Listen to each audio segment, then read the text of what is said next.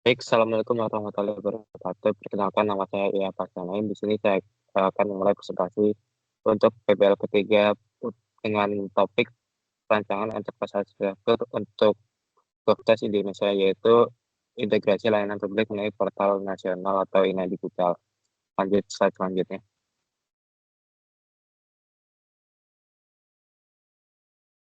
Nah, pertama untuk anggota kelompoknya, yang pertama ada Rina Ramani Nabilang, itu ada Sarah Nomor Kawas, ketiga ada Bidang Asih Kisaksana, keempat ada saya sendiri, ya Pasanain, kelima ada Gali Wisma Wiranata, dan terakhir ada Michael Andriana Cikaradu.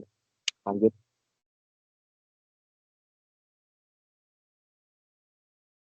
Nah, sebelumnya saya kasih recap dulu untuk arsitektur sistem informasi atau PSBB-nya, itu PSI.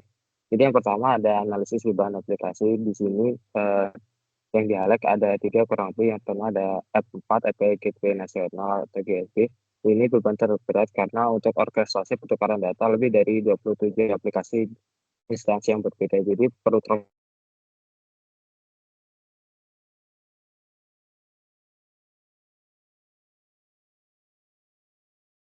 autentikasi IKD real-time, dan di mana dia menuntut ketersediaan absolut dan satu security module atau HSM. Dan yang terakhir untuk app 1 dan 2 portal atau super app. Di sini akses simultan maksud 5% dari 270 juta WNI. Jadi membutuhkan CDN dan auto scaling ya, agar bisa menghadapi lonjakan pengguna. Nah, selanjutnya ada manajemen data dan analytics atau non-functional requirement. Jadi entitas data sensitif itu di-define untuk highlight-nya ada DE0, DE2, dan DE6. Wajib disimpan di PDN atau Pusat Data Nasional dengan enkripsi AES 256 Epres. Jadi di enkripsi itu ketika disimpan, dan TLS 1.3 ketika transit atau ketika transfer data. Nah, kebutuhan sumber daya didorong oleh tiga network kritis. Yang pertama network 1, yaitu uptime 99%. Jadi desain berbasis high availability terpadu dengan disaster recovery. Nah, yang kedua response time kurang dari 300 milisecond. Jadi topologi jaringan low latency yang absolut atau mutlak. Dan yang terakhir, anak ketiga, lebih dari 10 juta concurrent user. Jadi eksplorasi cluster otomatis atau scalingnya itu harus bisa beradaptasi ketika ada lonjakan pengguna. Lanjut slide selanjutnya. Nah, di sini ngambil tabel dari laporan untuk 2.1.1 dan 2.1.3 tentang komputasi, virtualisasi, dan database. Di sini ada teknologi yang digunakan di event dari T1 sampai T13 yang saya sebutkan secara singkat saja. Jadi untuk kontainer platform kami menggunakan Docker dan Kubernetes agar orkestrasi kontainernya itu lebih cepat, dan deployment dan integrasinya itu juga lebih teratur. Terus yang kedua untuk infrastruktur kami menggunakan VMware dan KVM, yang dimana yaitu tipe 1 virtualisasinya, jadi lebih ringan untuk penyimpanan datanya, dan resource-nya juga digunakan untuk semua app. Dan ke teknologi keempat sistem operasi, jadi rencana kami menggunakan Ubuntu Server dan juga Red Hat versi 9. Terus di dasar komponennya itu karena open source untuk support jangka panjang, dan kita juga gunakan di semua node. Nah, untuk database-nya kami menggunakan NoSQL dan juga Object Storage. Sini menggunakan mini IO yang dimana S3-nya kompatibel dengan PDN, dan juga NoSQL-nya menggunakan Redis versi 7 cluster, dan Elasticsearch versi 8 Workspace Kibana juga. Slide selanjutnya. Nah, ini untuk kategori middleware dan platform aplikasi. Jadi yang pertama API Gateway, kami menggunakan Gateway yang dimana itu untuk pemusatan portal API-nya. Dan kedua untuk identity dan access management, kita memakai Keycloak untuk autentikasi juga, dan HCM Test Luna. Terus yang message brokernya kita menggunakan Apache Kafka versi 3.7, dan Service Mesh menggunakan Istio versi 1.22, dan yang terakhir aplikasi runtime kita menggunakan Node.js dan Java. Untuk selanjutnya akan saya serahkan ke rekan saya.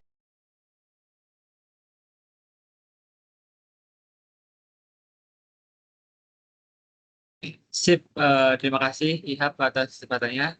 Saya di sini Glamacus Wicaksono akan menjelaskan tentang tabel dari jaringan dan keamanan. Jadi di zona DMZ ini adalah gerbang lapis luar yang bersentuhan langsung dengan internet dan ini dikawal oleh firewall NGFW dan juga WAF untuk dia itu mendistribusikan traffic menggunakan HAP proxy.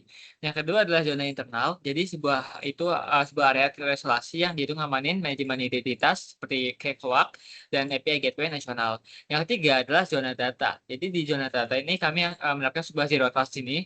Seluruh basis data itu seperti PostgreSQL, Redis dan juga MinIO itu juga dilindungi secara presisi oleh firewall. Dan keempat itu adalah zona B2G. Mungkin di sini Mas Gali belum di ini apa? Belum di next. Nah, jadi yang ketiga ini adalah zona data, yaitu menerapkan sebuah zero trust di sini. Seluruh basis data seperti PostgreSQL, Redis, dan juga MinIO itu dilindungi secara presisi oleh firewall berbasis port. Yang keempat adalah zona B2G, di mana zona ini digunakan untuk sebagai kanal VPN untuk membuka sistem-sistem lama dari kementerian atau lembaga terkait. Dan yang kelima itu adalah zona manajemen dan juga DR, berfungsi sebagai pusat pemantauan keamanan menggunakan Grafana dan juga SIEM atau System Information Event Management sekaligus mengelola aplikasi ke pusat data cadangan. Nah, ini secara keseluruhan juga segmentasi ketat antar zona ini memastikan bahwa jika terjadi sebuah masalah atau problem di satu titik, ancaman itu nggak akan menyebar ke zona krusial lainnya. Nah, boleh dilanjut. Nah, untuk selanjutnya adalah platform decomposition diagram, di mana ada 7 lapisan utama. Yang pertama adalah lapisan node, yang itu adalah physical dan juga cloud infrastructure, yaitu fondasi di PDN primer, cloud, dan juga komersial yang cuma itu dilakukan di chip edge atau content delivery network. Yang kedua adalah lapisan OS, container, dan juga virtualization yang tadi dijelaskan oleh teman saya. Jadi di lapisan ini itu ada yang kita memenuhi skalabilitas dari lebih dari 1 juta user via Kubernetes dan juga Docker di atas Linux. Dan yang ketiga adalah lapisan 3 dan 4 yaitu runtime, middleware, dan juga data storage, di mana ini adalah lingkungan eksekusi kita menggunakan Node.js dan juga JVM atau Java Virtual Machine. Ada juga PostgreSQL yang menggunakan enkripsi dari AES256. Ada juga Redis Cluster dan juga Elasticsearch. Yang lapisan keempat itu adalah lapisan 5 dan 6 yang dimana berfungsi sebagai integration dan juga business application atau business application. Di mana lapisan ini adalah ada Kong API Gateway, ada juga Clock dan juga yang menggunakan SSO dan juga ini digunakan untuk kita tuh mengatur lalu lintas ke portal web dan juga super application atau super app. Boleh lanjut? Nah, selanjutnya adalah teknologi deployment diagram atau zonasi. Jadi di sini itu ada 5 zona keamanan, yaitu ada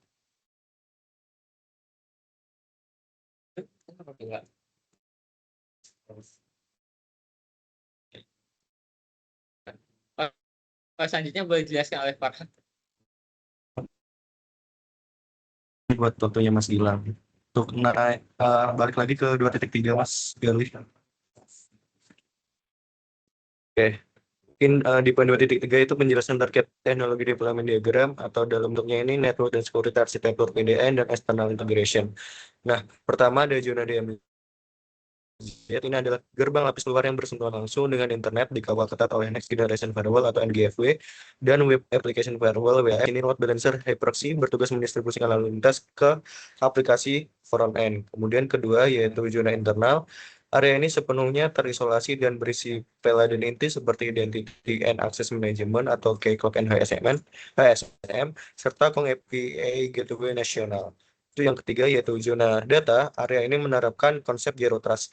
Basis data seperti PostgreSQL, Redis, dan MinIO ditempatkan di sini dan terlindungi oleh firewall yang hanya membuka port secara spesifik. Yang keempat yaitu zona B2G atau B2G. Ini adalah jalur khusus merupakan VPN seperti AppSec dan WebGuard untuk bukan sistem legacy milik kementerian, lembaga, dan daerah demi menjaga otonomi sistem mereka. Yang kelima yaitu zona manajemen NDR. Zona ini didedikasikan untuk pemantauan sistem menggunakan Grafana dan WJUCM serta mengelola replikasi infrastruktur ke pusat data cadangan. Next slide. ke poin 2.4. Nah, selanjutnya yaitu network computing dan 2.5 itu strategi infrastruktur.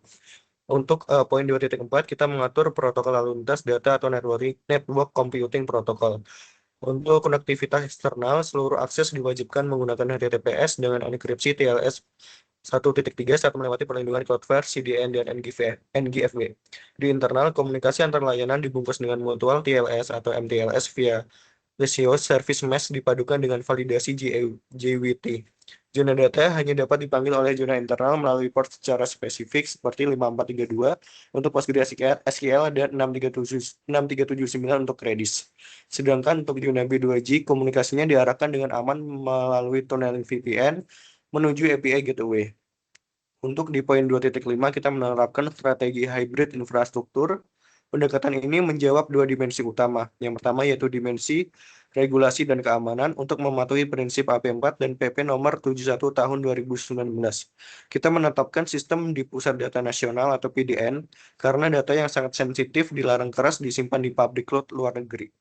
Untuk yang kedua yaitu dimensi skalabilitas. Kita menargetkan sistem elastis yang mampu menampung lebih dari 10 juta pengguna secara bersamaan melalui dukungan Kubernetes dan CDN Edge. Untuk menjamin tingkat ketersediaan atau high availability, komponen kritis seperti AIM dan API Gateway dikonfigurasikan dalam mode aktif-aktif Kubernetes dengan target ketersediaan 99,99% dan database PostgreSQL didukung oleh mode primary dengan 2 standby menggunakan Patroni. Next slide. Di slide 11, Mas.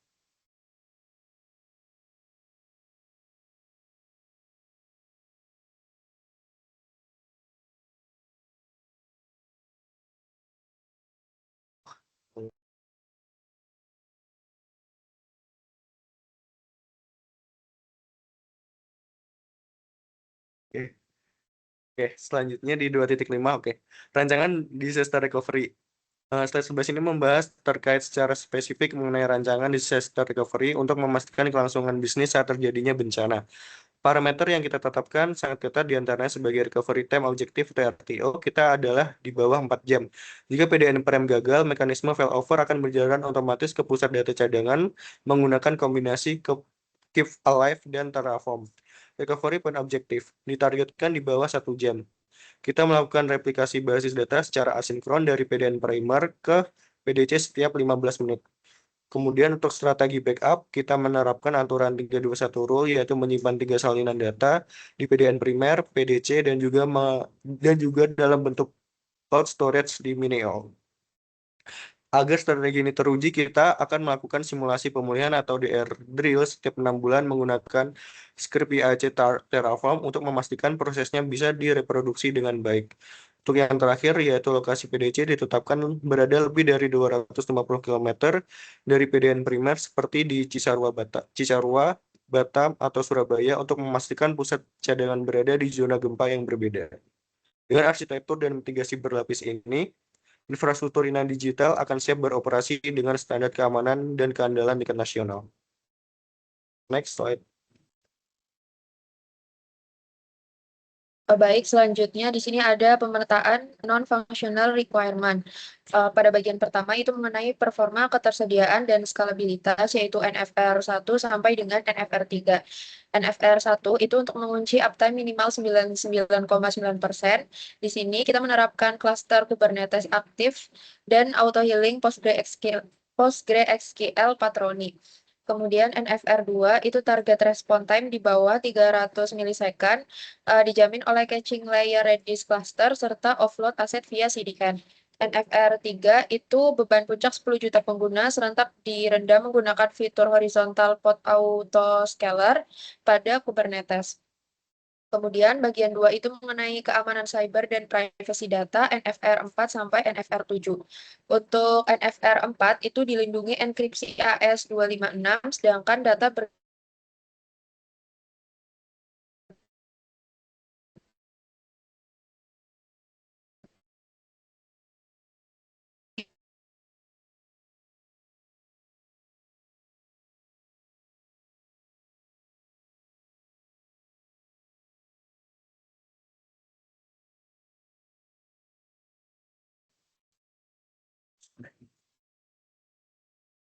Kemudian bagian 3 itu mengenai kedaulatan data dan pemulihan bencana NFR 8 dan NFR 9.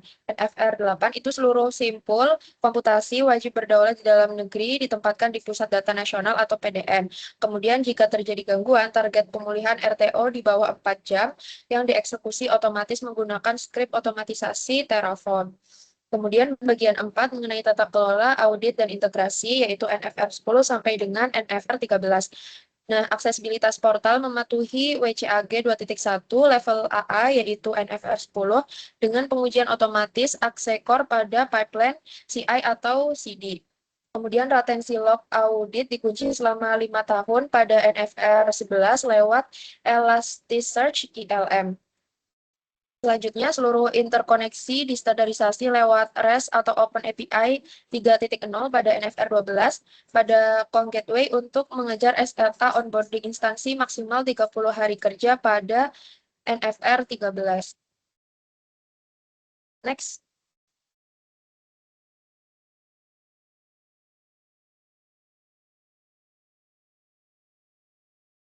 Selanjutnya itu tabel teknologi arsitektur dan gap analisis. Pada bagian strategi build itu tag 1 sampai dengan tag 3 kami membangun raster Kubernetes untuk elastisitas portal, Kong Gateway sebagai gerbang tunggal GSB nasional, serta Keycloak dan HSM untuk verifikasi identitas tunggal IKD warga.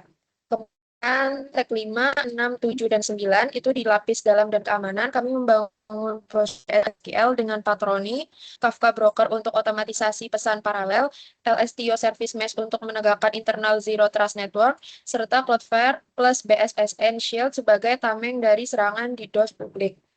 Yang kedua, strategi Enhance itu tag 4, server fisik PDN di Cikarang dan Batam, itu sudah tersedia sehingga tindakannya adalah melakukan partisi logis dan alokasi dedicated node pool khusus untuk beban kerja INA Digital. Kemudian tag 8, begitu juga dengan CMSOC Platform BSSN, sistemnya itu sudah eksis namun kami tingkatkan fungsinya agar bisa menerima integrasi pengiriman feed log aplikasi secara real time. Kemudian, next. Nah, untuk bagian selanjutnya itu ada tag 10 dan tag 11. Kami mengoptimalkan infrastruktur fisik yang sudah ada, yaitu mengkonfigurasi pusat data cadangan agar siap melakukan failover asinkron dari PDN primer secara otomatis. Di sini kami juga melakukan unifikasi konektivitas kementerian yang sebelumnya tidak standar melalui cluster VPN gateway berbasis WireGuard atau IPsec terpusat demi menutupi celah keamanan. Yang terakhir itu untuk tag 12 dan tag 13. Kami membangun sistem pemantauan baru menggunakan Prometheus dan Grafana untuk mengumpulkan metrik performa secara real time, serta menerapkan IAC, CI atau CD pipeline berbasis GitLab CI dan Terraform untuk mengeliminasi risiko human error akibat instalasi server yang masih manual. Selanjutnya akan dijelaskan oleh teman saya. Selanjutnya adalah requirement traceability matrix. Itu yang pertama itu untuk fase B itu terdapat REC 01, AP4, dan GAP1 dengan rancangan sistem atau fase C yaitu F03, DE02, NFR 06 dengan implementasi teknologi yaitu menggunakan Keylog dan HSM Thales dan inskripsi FIPS 142 untuk mengisolasi kunci identitas kriptografi nasional pada tingkat hardware untuk mengamankan lalu lintas data. Yang kedua yaitu fase B REC 02, AP3, GAP-G2 dengan rancangan sistem atau fase C yaitu F04, F8, F12 untuk fungsi backend, NFR 02 dengan implementasi teknologi yaitu menggunakan Kong Gateway Enterprise, Redis Cluster, dan Cloudflare CDN. Untuk menyediakan pipa integrasi tunggal meredam beban transaksi query dari lebih dari 27.000 aplikasi ALD. Untuk yang ketiga itu fase B REC 03, AP1 dengan rancangan sistem APP01, APP02 dan NFR 03 dengan implementasi teknologi yaitu T01, T14, dan T15 untuk menjamin ketahanan dan elastisitas antarmuka dalam menghadapi lonjakan trafik publik puncak. Selanjutnya yang keempat yaitu REC 04 dan AP4 dengan rancangan sistem yaitu APP07, DE15, NFR 04, NFR 08 dengan implementasi teknologi yaitu T19, T16, T12, dan T10 untuk menegakkan kedaulatan data hukum di PDN, menenskripsi data at rest, mendeteksi ancaman cyber proaktif. Dan yang kelima itu REC 05 dengan rancangan sistem itu APP05 Portal ASN, dan DE11 Data ASN Master dengan implementasi teknologi yaitu T01 Kubernetes Deployment dan T17 Secure Network VPN Tunnel untuk menyediakan jalur interkoneksi khusus menuju teladen data kepegawaian Badan Kepegawaian Negara. Dan yang terakhir yaitu NFR 09 dengan rancangan sistem yaitu target pemulihan dan RTO kurang dari 4 jam dengan implementasi teknologi yaitu T12 Terraform IAC Automation dan replikasi asing ke PDC. Untuk otomatisasi penyusunan ulang lingkungan server via script code jika terjadi bencana total di situs primer. Next. Selanjutnya requirement impact assessment. Itu ada 7. Yang pertama Kubernetes HAT01 di PDN. Itu untuk menjamin ketersediaan portal layanan tanpa interupsi beban otomatis dialihkan jika node gagal. Risiko yang terjadi yaitu kelumpuhan total pada portal nasional bila hardware gagal dan mencederai digital trust masyarakat. Yang kedua Kong API Gateway atau T05 yaitu untuk menyelesaikan fragmentasi atau G2 dengan satu pipa integrasi standar untuk pertukaran data 27.000 aplikasi. Untuk risiko fatalnya itu sistem mengandalkan point-to-point tidak aman, tumpang tindih, dan tak dapat diaudit otoritas. Yang ketiga Thales HSM Luna atau T06 untuk menjamin aset kriptografi negara terisolasi di hardware mustahil untuk diekstrak via eksploitasi program. Untuk resikonya itu kunci inskripsi IKD berisiko dicuri dan mengancam kebocoran kredensial akses 270 juta WNI. Yang keempat yaitu CAC Redis Cluster atau T11 yaitu untuk mereduksi beban DB utama dengan simpan data sesi memenuhi latensi kurang dari 300 millisecond atau NFR 2. Untuk resikonya yaitu interaksi pengguna memicu query DB, antrian transaksi membludak, dan latensi lebih besar dari 1 detik.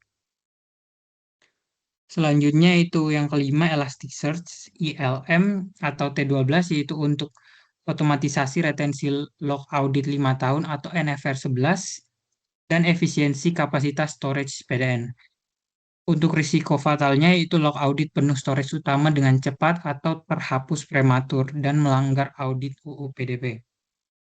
Dan yang keenam yaitu Terraform DR dan PDC atau T22 untuk menjamin RTO kurang dari 4 jam atau NFR 09 dan mesh network dan virtual server dideklarasikan dalam skrip IAC. Untuk risikonya itu pemulihan manual memakan waktu 12-24 jam dan memicu kerugian ekonomi dan turunnya indeks SPBE. Dan yang terakhir yaitu Istio Service Mesh atau T8. Itu untuk menerapkan MTLS otomatis dan meminimalkan resiko pergerakan lateral siber di cluster. Dan untuk resikonya jika satu pod disusupi, penyerang cyber bebas menyadap paket data sensitif ke backend. Next. Selanjutnya itu analisis resiko teknis proses migrasi. Itu terdapat 4 faktor risiko. Yang pertama, kegagalan migrasi data kependudukan dengan level yang tinggi. Untuk dampaknya korupsi data, profil hilang saat portal go live. Untuk strategi yang bisa digunakan yaitu ETL pipeline dengan validasi skema, uji dual run paralel, rollback IAC script otomatis. Yang kedua yaitu downtime kritis IAM saat alih kredensial dengan level yang sangat tinggi. Untuk dampaknya, kehilangan kapabilitas autentikasi serentak. Untuk strategi yang digunakan yaitu blue-green deployment, repositori lokal aktif selama transisi 90 hari dan migrasi saat off-peak. Yang ketiga yaitu ketidakcukupan PDN hadapi lonjakan dengan level yang sangat tinggi, dengan dampak yaitu K8S kehabisan memori dan memicu cascade failure. Untuk strategi yang digunakan itu stress testing sebelum go live, konfigurasi request atau limit pod, dan offload CDNH maksimal. Dan untuk risiko yang terakhir yaitu keterlambatan onboarding sistem legasi dengan level yang sedang. Untuk dampaknya, aplikasi daerah gagal operasi dengan API gateway. Untuk strategi yang digunakan yaitu self-service developer portal atau APP09 dengan Open API atau SDK dan SLA kurang dari 30 hari via tim SPBE. Selanjutnya akan dijelaskan oleh teman saya.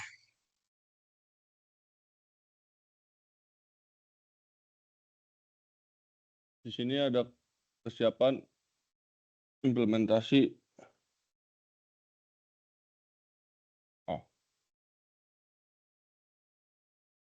Pada slide ini dijelaskan rancangan arsitektur dibuat tidak hanya mempertimbangkan aspek teknis, tapi juga harus mematuhi regulasi yang berlaku di Indonesia. Standar regulasi yang pertama ada PP No. 71 2019 PP PSTE, statusnya wajib mutlak. Mekanisme implementasinya, seluruh komputasi sensitif dikunci eksklusif di PDN Indonesia CDN T18 dibatasi untuk aset statis non-sensitif. Yang kedua, UU No. 27 tahun 2022 UU PDP. Statusnya wajib mutlak. Mekanismenya, RBAC need to know enkripsi AES 256 consent explicit di Keycloak, pelaporan insiden otomatis via SIEM ke BSSN. Yang ketiga, SNI ISO atau IEC 27001 tahun 2022. Status target sertif, yaitu isolasi jaringan berlapis, zonasi, manajemen kerentanan CI atau CD, rekaman tamper-proof, log di Elasticsearch. Yang keempat, perban BSSN 08 tahun 2020. Yang berstatus wajib mutlak. Korelasi log terpusat via Wazoo, algoritma simetris disetujui, dan pelaporan ancaman real-time ke BSSN SOC Hub. Yang terakhir ada FIPS 142 level 3. Target sertif, penggunaan HSM Tels Luna T06 menjamin ketahanan perangkat keras atau tamper evident melindungi root key. Selanjutnya ada kesiapan implementasi arsitektur. Di sini status kesiapan stakeholder. Yang pertama, Menteri PAN-RB dan Kominfo sebagai sponsor siap dukungan regulasi Perpres 82 tahun 2003 dan anggaran solid. Yang kedua, arsitek internal executing arm cukup siap, kompeten, agile atau DevOps, butuh adopsi massive ISC, CI atau CD. Lalu di sini yang ketiga ada KLD. Mereka perlu pendampingan. Sistem usang terfragmentasi, butuh developer portal APP09. Yang keempat, pusat data nasional dalam proses. PDN primer beroperasi, butuh partisi, dedicated node pools. Di sini ada eksekusi terukur. Implementasi teknologi dilaksanakan melalui peluncuran yang meminimalisasi risiko gangguan layanan publik. Mengadopsi metodologi blue-green deployment pada fase migrasi kunci, kredensial, uji beban sistem masif sebelum portal nasional diakses secara universal atau zero downtime evolution. Lalu di sini ada peta jalan implementasi teknologi. Pada fase pertama berlangsung pada bulan 1 sampai 6 dan berfokus pada pembangunan fondasi utama. Komponen yang diprioritaskan adalah Kubernetes, Kong API Gateway, Keycloak beserta HSM, dan PostgreSQL High Availability. Target dari fase ini adalah mengaktifkan layanan single sign-on berbasis IKD dan memastikan API Gateway sudah dapat mengintegrasikan 5 kementerian atau lembaga sebagai pilot project. Lalu, yang kedua, ada fase kedua yaitu integrasi. Fase ini dilakukan implementasi Kafka, Istio Service, Mesh, SIEM, serta CDN dan proteksi di DOS. Selain itu, portal nasional dan super app mulai diluncurkan dalam versi data. Target utama pada fase ini adalah integrasi sekitar 100 kementerian dan lembaga dengan komunikasi antar layanan yang telah diamankan menggunakan mutual TLS. Kemudian ada fase ketiga, berlangsung pada bulan 19 sampai 36. Fokusnya adalah implementasi penuh melalui aktivasi pusat data cadangan, VPN Gateway Nasional, Prometheus, Grafana, serta otomatisasi menggunakan Terraform dan GitLab CI. Target akhirnya adalah migrasi lebih dari 27.000 aplikasi pemerintah ke dalam ekosistem INA digital. Pelaksanaan disaster recovery drill secara berkala dan pencapaian sertifikasi ISO 27001. Dengan roadmap bertahap ini, transformasi digital dapat dilakukan secara realistis dan terkendali. Lalu di sini ada pandangan masa depan ekosistem. Pertama adalah integrasi AI dan LLM, yaitu asisten virtual layanan publik berbasis LLM atau agentic AI, membaca katalog layanan, memandu formulir secara interaktif via QAS terisolasi. Yang kedua ada Edge Computing 3T, adopsi 3K3 lokal untuk wilayah 3T. Pemrosesan sinkronisasi dengan PDN berjalan asinkron via Kafka jika sinyal terputus. Yang ketiga, konvergensi IoT. Sensor biometrik terminal publik diakomodasi sebagai upstream Kong Gateway divalidasi langsung ke Keycloak EKD tanpa friksi. Yang keempat, Zero Trust total. Evolusi Istio, Service Mesh, NIST SP80207 memvalidasi klaim identitas konteks, lokasi postur VPN, real-time di tiap header JWT.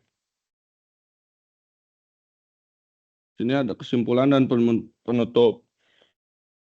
Sebagai kesimpulan, fase D dalam enterprise infrastruktur INA digital berperan sebagai jembatan antara rancangan sistem dengan implementasi infrastruktur nyata.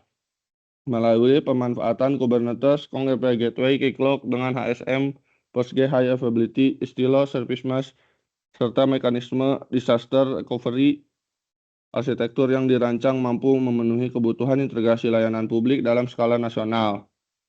Selain memenuhi kebutuhan performa, arsitektur ini juga memperhatikan aspek keamanan, kedaulatan data, kepatuhan regulasi, dan keberlangsungan layanan. Dengan pendekatan bertahap melalui roadmap implementasi INA digital, diharapkan mampu mewujudkan layanan publik yang terintegrasi, efisien, aman, dan terpusat pada masyarakat Indonesia. Demikian presentasi dari kelompok kami. Terima kasih atas perhatiannya. Assalamualaikum warahmatullahi wabarakatuh.